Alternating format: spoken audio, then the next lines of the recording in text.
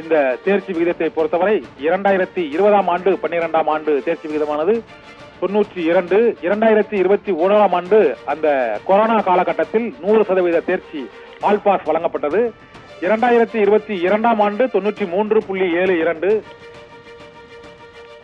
2023ஆம் ஆண்டு 94.03, 2024ஆம் ஆண்டு 94.56%. அதாவது கடந்த 5 ஆண்டுகளை பொறுத்தவரை இந்த ஆண்டு தேர்ச்சி விகிதமானது ஒரு 2% அதிகரித்திருப்பது தற்போது இந்த தேர்ச்சி விகித சராசரியை பார்க்கும் பொழுது தெரிய வருகிறது. 94.03% கடந்த ஆண்டு தேர்ச்சி பெற்றிருந்த சூழ்நிலையில் இந்த ஆண்டு அதைவிட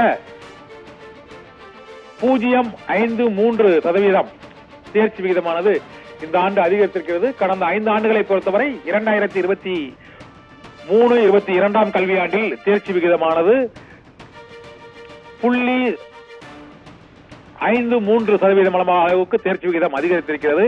2020ஆம் ஆண்டு 92.30%. கொரோனா பாதிப்பு அதிகமுள்ளான ஆல் பாஸ் அறிவிக்கப்பட்ட 2021ஆம் ஆண்டு 100% மாணவ மாணவிகள் தேர்ச்சி பெற்றதாக அறிவிக்கப்பட்டது. அதன் பின்னர் 2022ஆம் ஆண்டு 93.76% மாணவ மாணவிகள் தேர்ச்சி அடைந்தார்கள். 2023ஆம் ஆண்டு 94.03% மாணவ மாணவிகள் கடந்த கல்வியாண்டில், நடப்பு கல்வியாண்டில் 94.56% மாணவ மாணவிகள் தேர்ச்சி அடைந்திருக்கிறார்கள். கடந்த 5 ஆண்டுகளை ஒப்பிடும் பொழுது இந்த ஆண்டு தேர்ச்சி விகிதமானது 0.53% தற்போது அதிகரித்திருக்கிறது. 92 93, 94, 94.56 என்று தேர்ச்சி சதவீதம் கடந்த ஆண்டை 0.53% தேர்ச்சி விகிதமானது இந்த ஆண்டு அதிகரித்திருப்பது சற்று மகிழ்ச்சி அளிக்கக்கூடிய செய்தியாக இருக்கிறது. மாணவ மாணவிகள் கல்வியில் இப்பொழுது கவனத்தை செலுத்தி வருகிறார்கள் என்பதை உணர்த்தும் வகையில் இந்த தேர்ச்சி விகிதமானது அதிகரித்திருக்கிறது. சமூக வலைத்தளங்கள் மற்றும் பல்வேறு விதமான கல்விக்கு இடையூறு ஏற்படுத்தும் சமூக சூழ்நிலை நிலவி வரக்கூடிய சூழ்நிலையிலும் மாணவ மாணவிகள் அவர்களது தேர்ச்சி விகிதமானது பள்ளி கல்வியின் கடைசி ஆண்டான வாழ்க்கையில் திருப்பு முனையை ஏற்படுத்தக்கூடிய மேல்நிலை 2ஆம் ஆண்டு +2 பாட திட்டத்தில் படிப்பில் மாணவ மாணவிகளின் கல்வியில் கவனத்துடன் அவர்கள் கல்வி கற்று தேர்ச்சி விகிதமானது அதிகரித்திருப்பது ஒரு மகிழ்ச்சியான ஒரு வளர்ச்சி குறியீடாக கருதப்படுகிறது.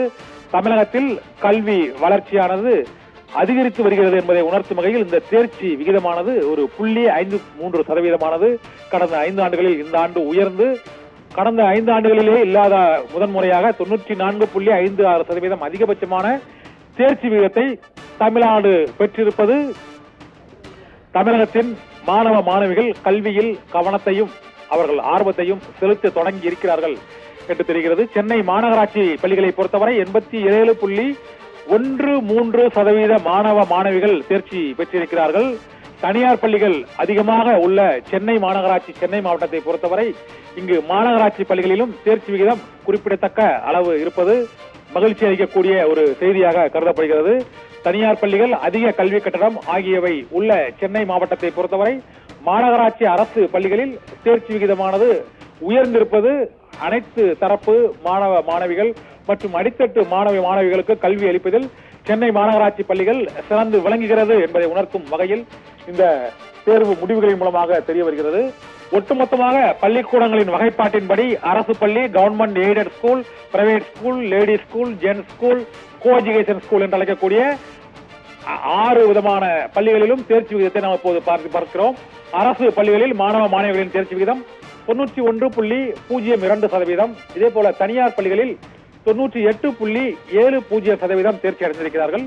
கவர்மெண்ட் எய்டட் ஸ்கூல் என்று அழைக்கக்கூடிய அரசு உதவி பெறும் பள்ளிகளில் 95.49% மாணவ மாணவிகள் தேர்ச்சி அடைந்திருக்கிறார்கள். லேடிஸ் மட்டும் படிக்கும் லேடிஸ் ஸ்கூல் மகளிர் பள்ளிகளில் 96.39% மாணவிகள் தேர்ச்சி அடைந்திருக்கிறார்கள். மாணவர்கள் மட்டும் பயிலும் ஆண்கள் பள்ளிகளில் 88.98% மாணவர்கள் தேர்ச்சி அடைந்திருக்கிறார்கள்.